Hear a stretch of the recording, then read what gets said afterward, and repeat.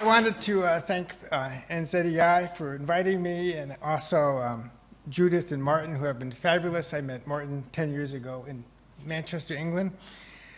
Sandy and Eddie, and also all the others who have been working behind the scenes on this conference. This has been just a fabulous event. I want to thank Lester.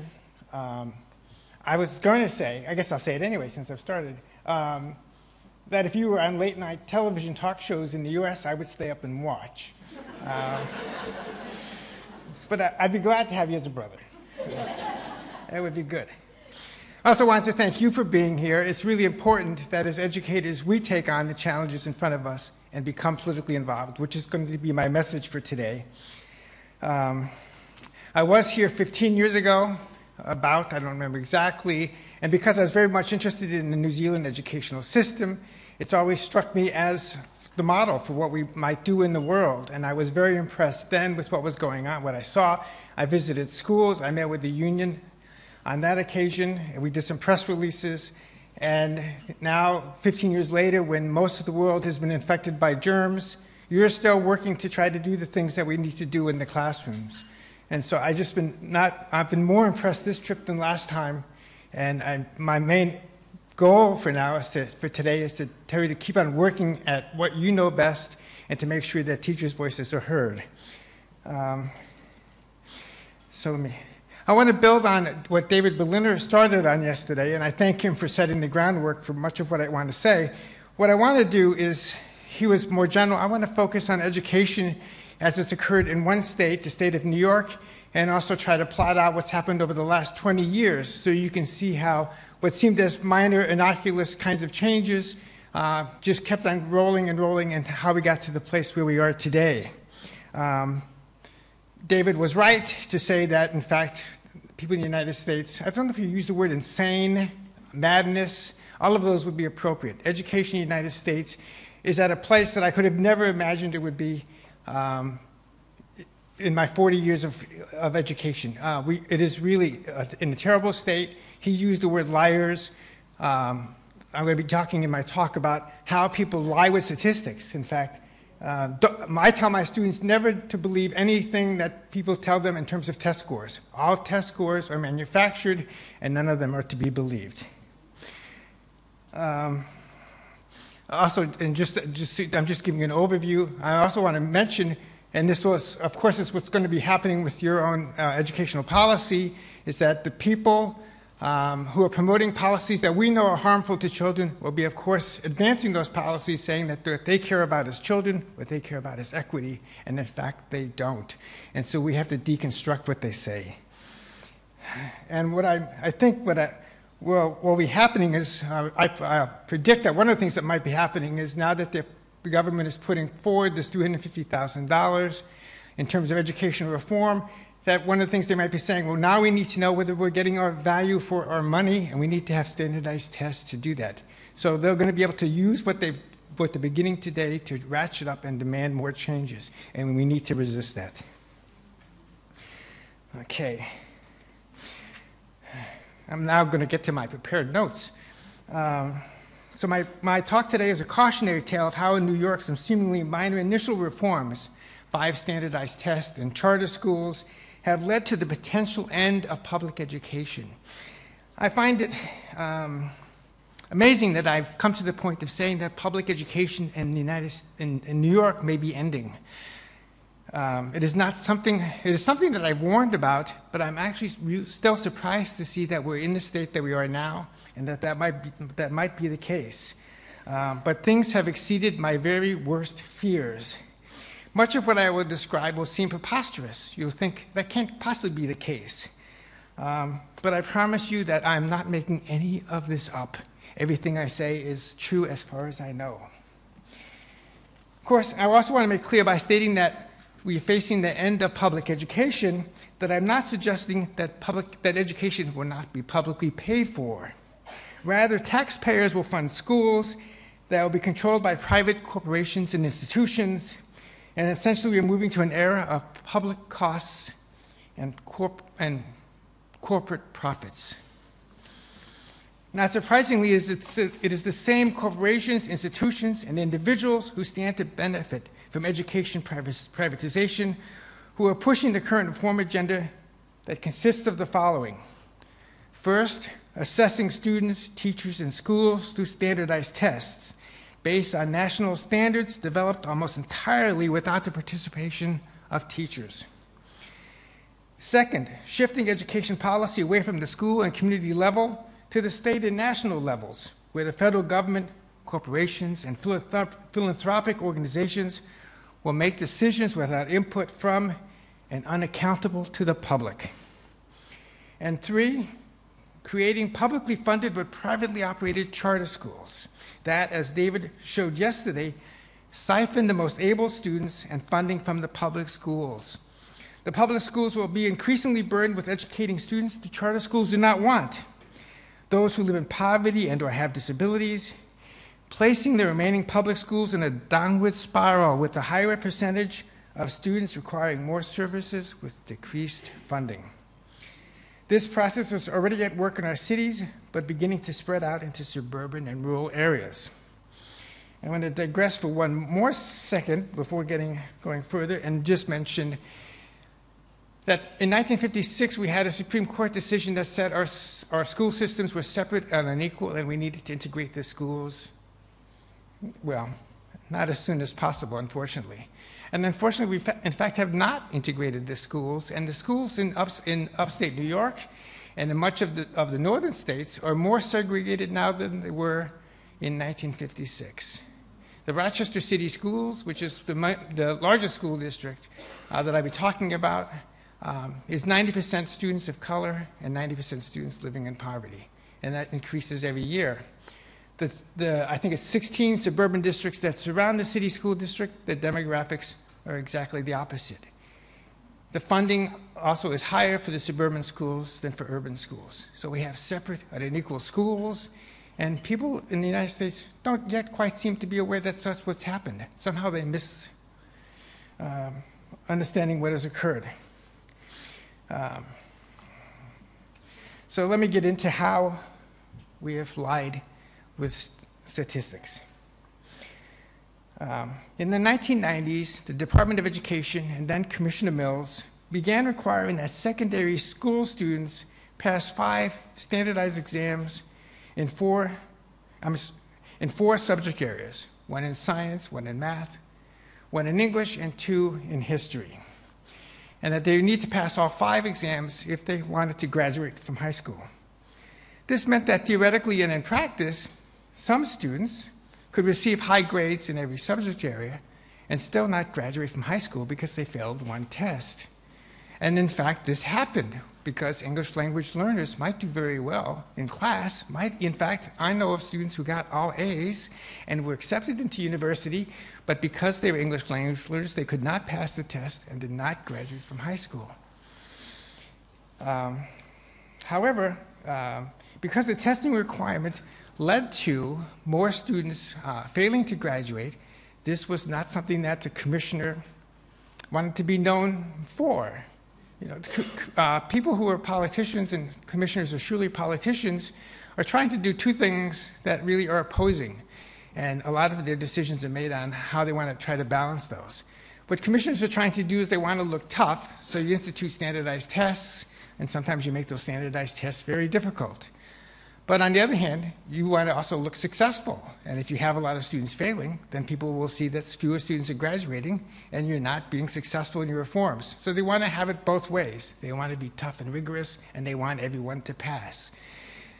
Those don't always match up, as I will show. So the commissioner did something very interesting, and I have to explain a little bit about how testing works in New York State, because I didn't understand this for quite a while.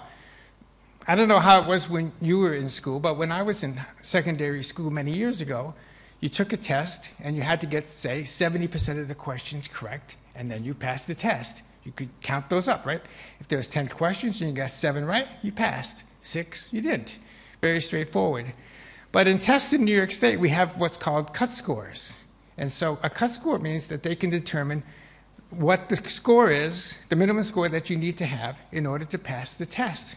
And they change those for every test they give. And they often don't determine those cut scores until after the tests are given and they see the test results, which means they can then determine, oh, this many students will pass and these many will fail.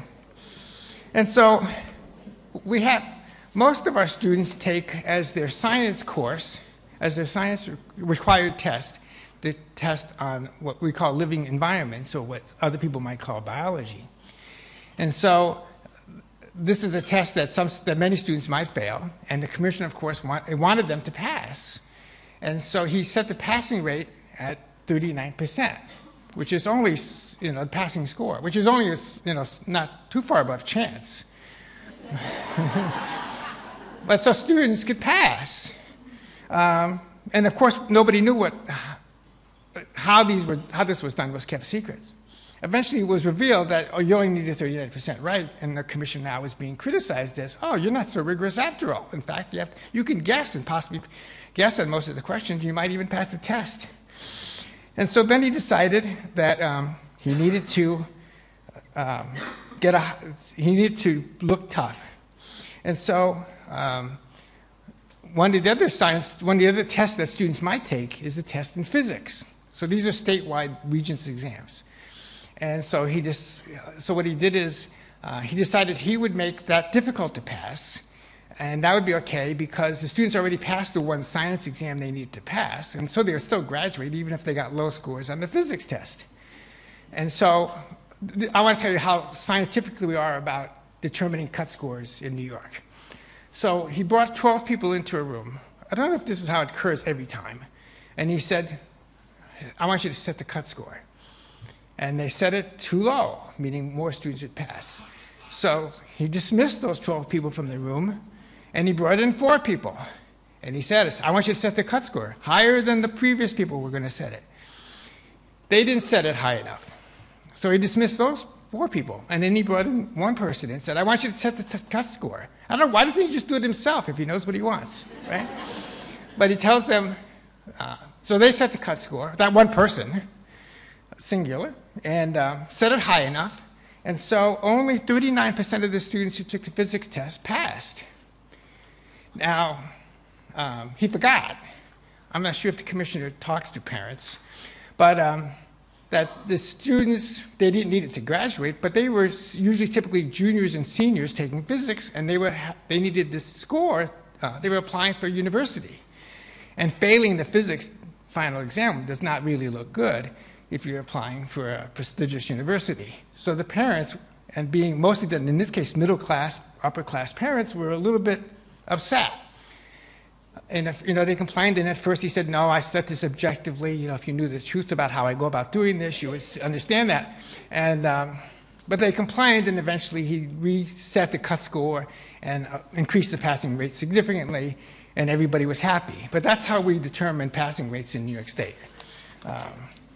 So that's one example. So we had these Regents exams at secondary school, and those were high stakes because they determined graduation. Then in 2002, and we're going to have, this is cut to my one slide.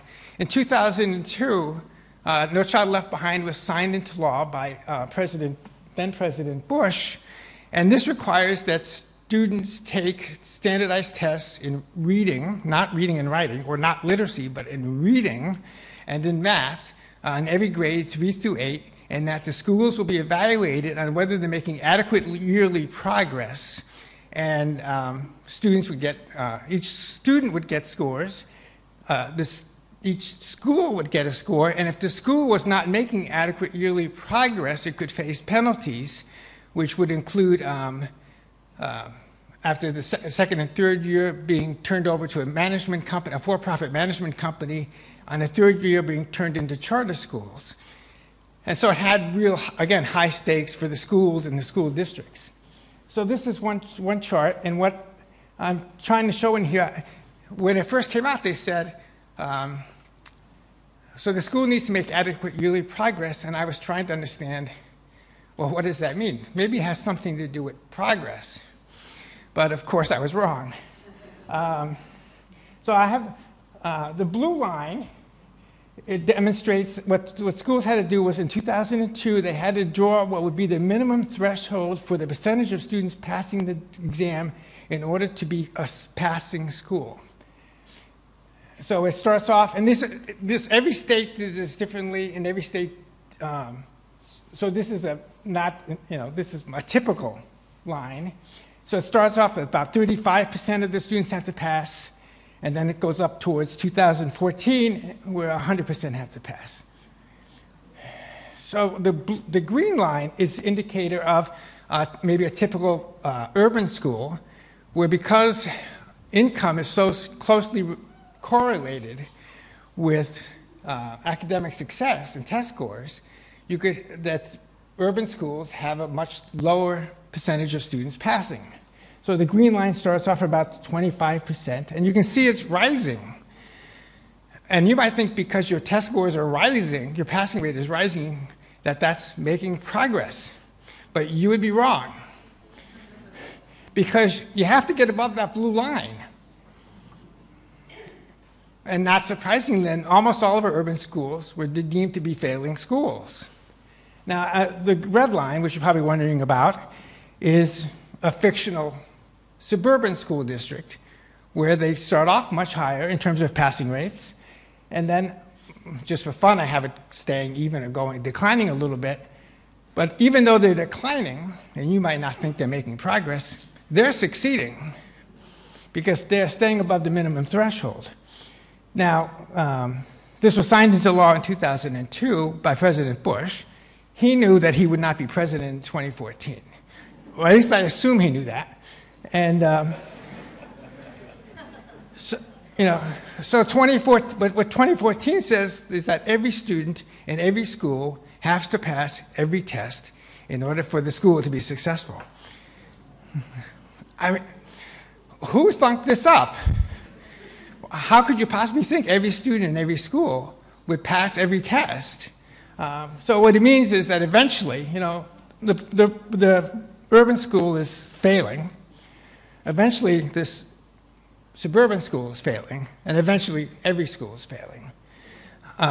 So this was, in fact, the dilemma that Obama faced, was that he was hoping he'd be president in 2014, and as it turns out, he is. And what would occur is that on his watch, every school would fail, and that doesn't look good. So instead, we now have race to the top, and so that may be worse. But I've moved ahead of myself because I want to get back to the test scores in New York State for grades 3 through 8, because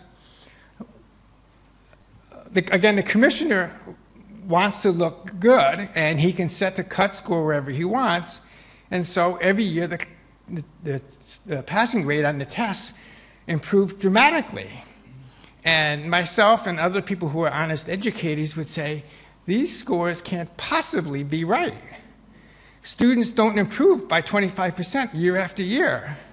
And you don't want to be blamed for low scores, but if you don't want to be blamed for low scores, you can't take credit for high scores if they're really fictional. And so we and others kept on pointing out that these scores cannot possibly be right. But the commissioner took credit. Mayor Bloomberg, then past Mayor Bloomberg in New York City, took credit because test scores were important for his reforms, and some school administrators took credit. But finally, just in the last year or two, the Chancellor of Education, who's the head of the Board of Regents, Meryl Tisch, admitted that the test scores were, quote, ridiculously inflated, and, quote, should not be believed. And then she reset the cut scores on all the tests to basically yield about a 50% drop in the passing rates, which led up to an alarm. All of a sudden, people are saying, "Oh, our children aren't doing very well." Well, yesterday they got 70% of the questions right. Today they got 70% of the questions right. But yesterday that was passing, and today that's failing, or vice versa. The scores are different. The kids are the same, but somehow people forget that it's actually about kids.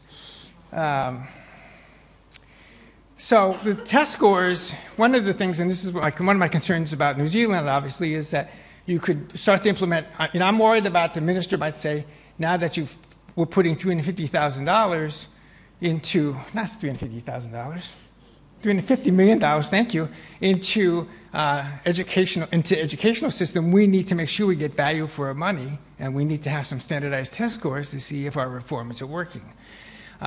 Once you start putting an emphasis on a test score as the sole measurement of whether you're succeeding, it's likely to lead, as it has in the United States, to rampant cheating.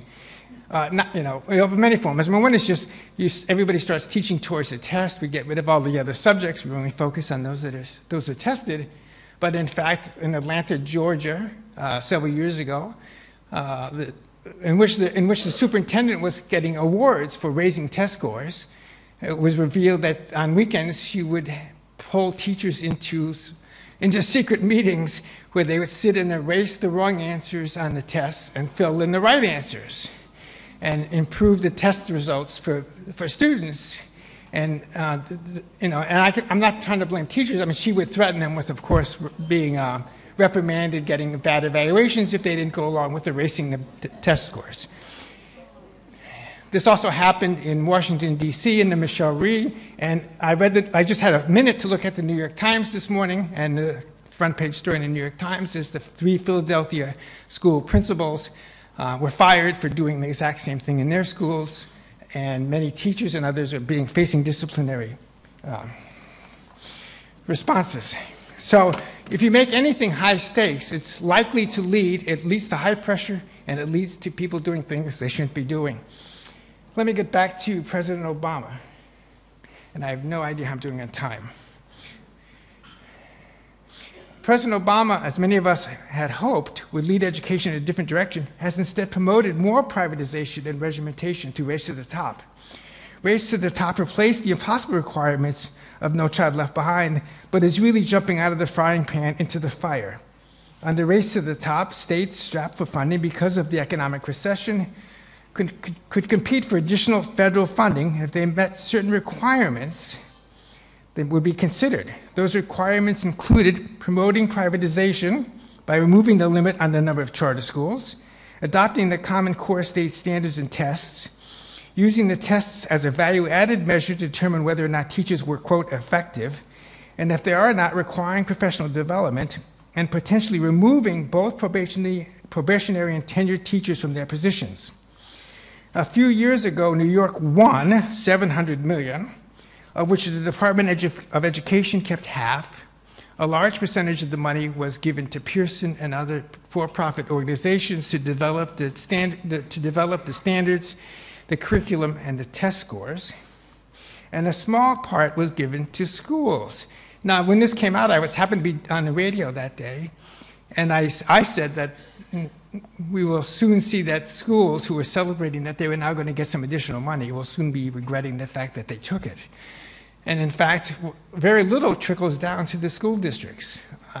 I talked with the superintendent of a small rural school district not long ago, and she had calculated how much money Race to the Top was costing the district, because now they had to develop all these assessments, and they had to spend a lot of time assessing teachers and doing more professional development.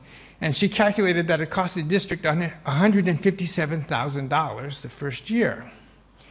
Now, the amount of money they were getting from Race to the Top was $6,700. I think that's $150,000 less.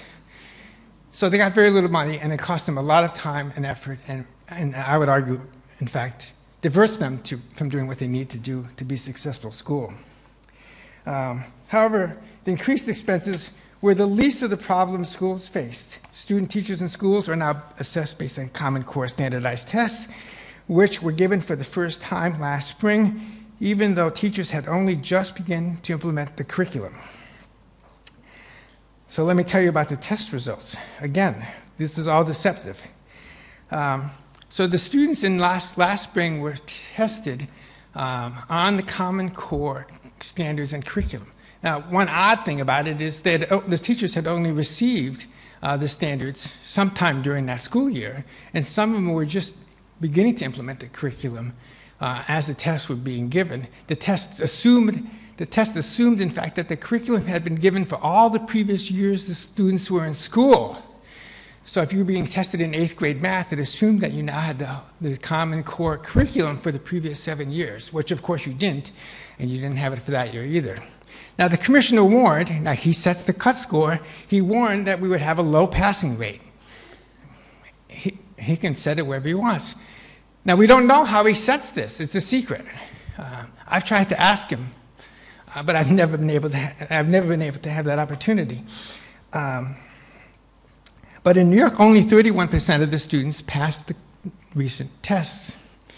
And in New York, in Rochester, again, a district that's mostly students of color and poor, only 5% of the students passed. Now, this might sound like bad news, but the commissioner called the test scores a, quote, good thing, and that this would give us a baseline. Now, one of my questions has been, and I've said this in the media, is we've had 20 years of standardized testing in New York State. Didn't any of those give us a baseline? Now we got one? And secondly, we've had 20 years of reform through standardized testing, and 31% of our students are supposed to be proficient. Is that not a condemnation of the last 20 years of reform? Doesn't it tell us we're on the wrong track and we should turn back and do what's the right thing? Apparently not. Likewise, in New York City, where former Mayor Bloomberg appoints the school board and controls the schools and has taken credit for test scores increases, he also called the test results very good news. I know politicians can spin anything, but it seems that if the test scores go up, he takes credit for it. And if they go down, he says it's good news. It's just amazing. Furthermore, Governor Cuomo, the governor of New York State, reacted to test scores by proclaiming that low-scoring districts like Rochester could suffer, quote, the death penalty. Don't you love when people talk about your schools as suffering the death penalty? So by that he means that it would be taken over by the Department of Education in Albany and they would run the schools. So they would disband local control and school boards. But to add to the confusion, both Chancellor Tisch and Commissioner King reassured the public that the test scores would be going up next year. The only way I will bet you, anybody, I'll give you 1,000 to 1 odds, the test scores will go up next year because he will make them go up. And of course, he'll take credit for his success at improving the schools. They were so miserable when he came in, but now they're good. The possibility that the Department of Education might take over schools is particularly dismaying, given that we recently heard or learned that the commissioner has 23 secret advisors who are paid over $200,000 a year each, and they're advising him on educational policy, and almost all of them come from the testing industry. And the donations for that come from a number of foundations, but the biggest amount of money comes from the Bill and Melinda Gates Foundation, and then another amount of money comes from the chancellor herself, who's very wealthy. Her husband is head of Low Theaters, and they give a lot of money. And so I think $16 million total. And so these advisors are getting all this money. Once they're being paid by the chancellor, and so when confronting the commissioner and saying, aren't you beholden to doing whatever they say? He goes, no, they're just giving advice. But if it's in fact the person that's head of the regents who hires you, if there's $16 million involved in it, you can bet that he's going to do whatever these advisors tell him. The test results are also being used by others to talk about converting public schools into private schools. In Rochester, we have Joe Klein, who's the head of Klein Steel Company, and he has, in the past, set up several charter schools in Rochester. And immediately after the test scores came out, he said, in Rochester, you get a 5% proficiency rates. Obviously, it's not working. You can go to Rochester Prep, a charter school he founded, and see those same kids thriving, I think you'll start to see every university, and he set up a partnership with one of the local universities, involved in a high-quality charter school. And so, you set this, you make sure that you get low passing rates, and then you use that as a way to push for privatization of education. Similarly, I'm dismayed also by this. We have a new mayor in Rochester, and her only educational platform is that she will push for more charter schools in Rochester. Evaluating teachers based on the students' test scores has additional negative consequences. In school districts with a large percentage of students living in poverty, teachers are likely to receive low evaluations. In Rochester, 37% of their teachers were rated as ineffective or developing, the two failing designations.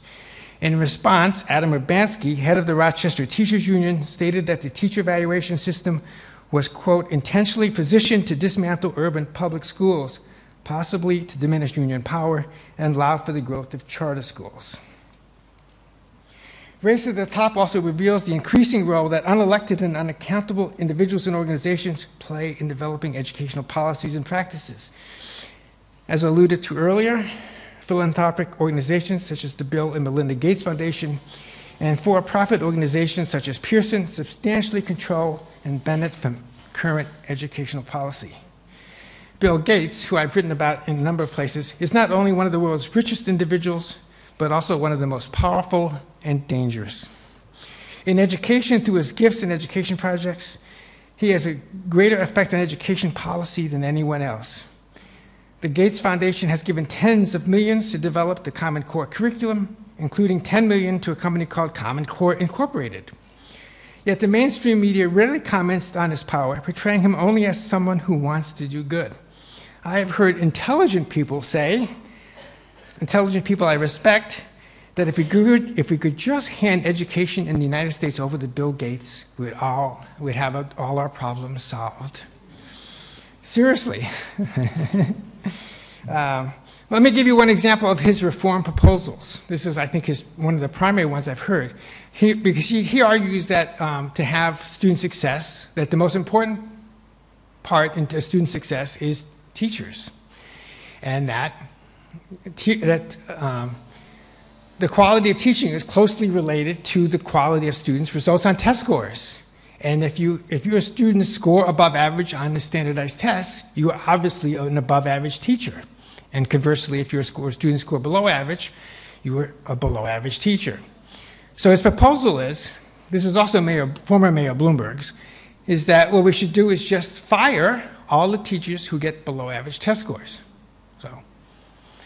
And then double the size of every classroom so that you have one teacher teaching not 25 students, but 50. But since they are above average teachers, this would obviously work. I'm not even going to say any more about that. I could also we could devote the whole day to talking about Pearson. Pearson was awarded a 5-year, $32 million contract with New York State to create the Common Core English, Language Arts, and Math exams. They were also granted the state contract for evaluating student teachers for certification. This is new this year. So when our students, pre-service teachers, go through teacher education programs and apply for certification, they have to send in a 15-minute video of their teaching. Now you think you might have educators evaluating those videos, but you'd be wrong. So Pearson evaluates our teachers, not me. They're going to evaluate them based on a 15-minute video and decide whether they should be certified or not. Just think about that. But I want to switch to the optimistic part of this. You're hoping, right? People are increasingly aware, so I give 6 reasons. I want to give 6 reasons why I remain hopeful in the fact things are really coming to a head. One is, people are increasingly aware that test scores are manipulated to yield whatever the commissioners desire. There's evidence that the 31% passing rate on the recent exams was set so that with the hope that the commission was hoping that we know urban schools aren't working. Of course, if you work in urban schools and you're working with kids, you know, in fact, they may well be working better than any place else because it's hard work. But mostly the public does not worry sufficiently about urban schools. But what he was hoping was that also in the suburban school parents would say, gee, my school's not working either. I need a charter school in the suburbs. But the parents are smarter than that. They actually go to school. They actually talk to teachers. They know what the children are doing. So we've had, the commissioner set up a series of hearings, not knowing that he heard that there was some, disagreement with what he was doing. So he started to hold hearings around the state. And I can tell you in the Rochester area one, which he held in the afternoon, making it difficult for teachers and parents to get to. But it was in the afternoon, and 700 people showed up. And they had a chance to give a 3-minute talk. I could not stay. I could only stay through the first 100. They went on for hours and hours. But I only heard one person say something positive about the commissioner. Everybody critiqued the Common Core curriculum. That it isn't. The curriculum has never been used. It's never been tested, implemented out of the box for the first time, and critiquing the tests.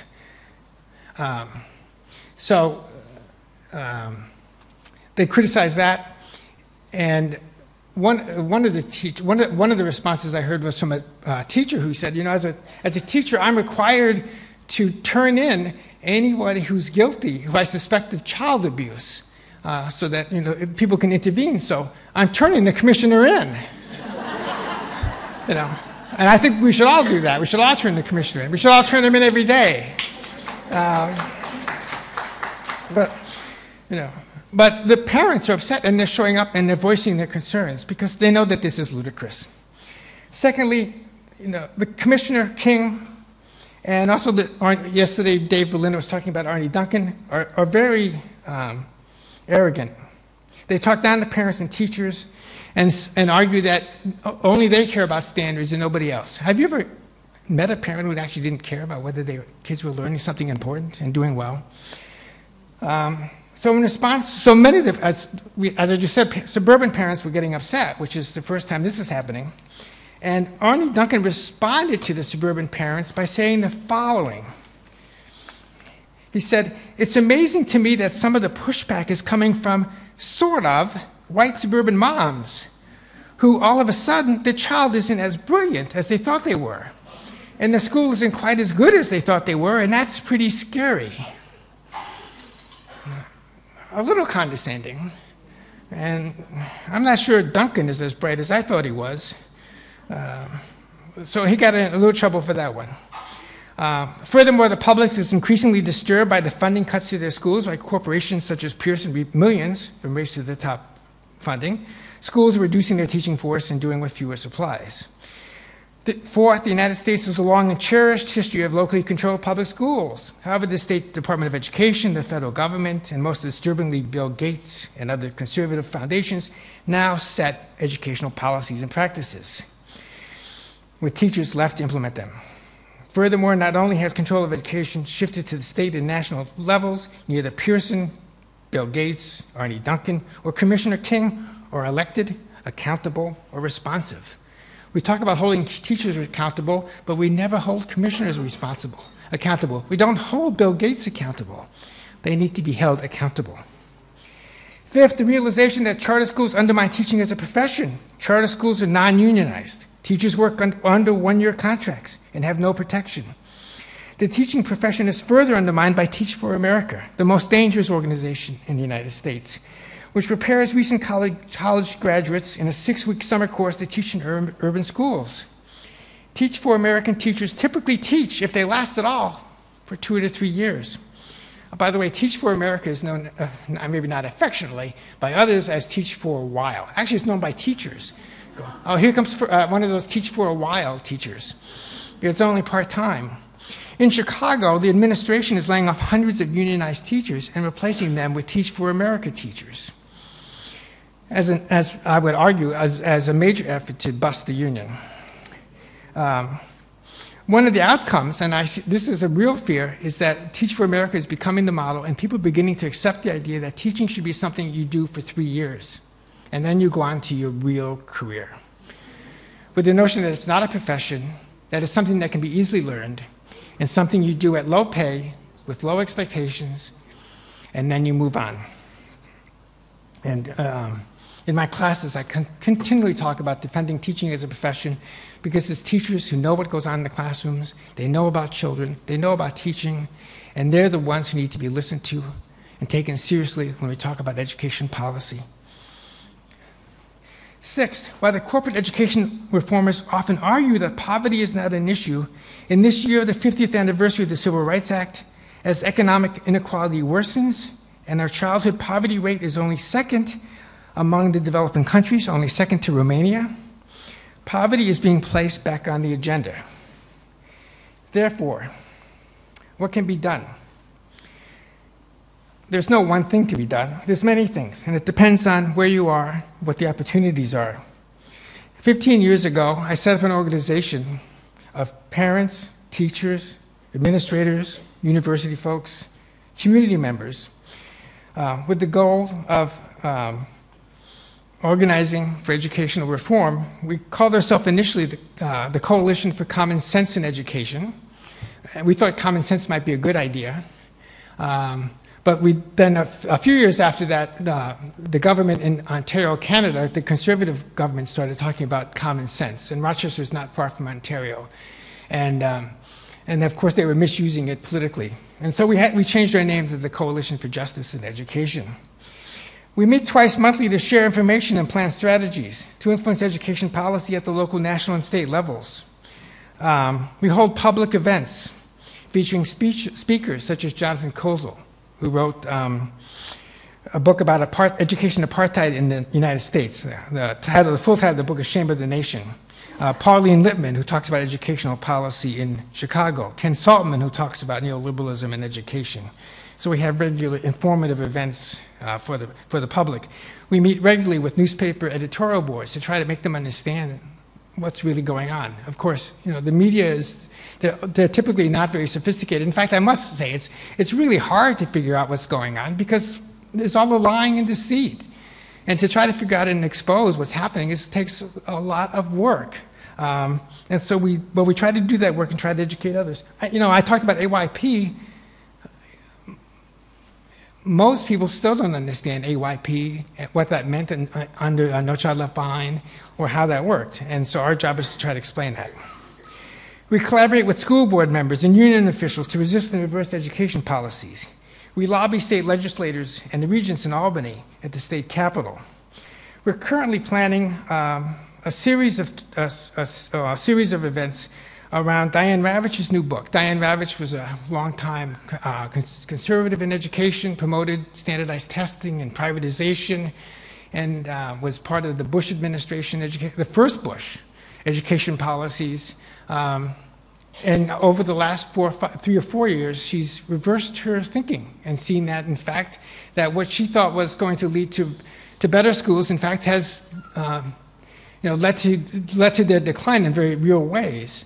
And she's reversed her feelings, and now is fighting hard against standardized testing, privatization, and has a book out called Reign of Error: The Hoax of the Privatization Movement and the Danger to America's Public Schools.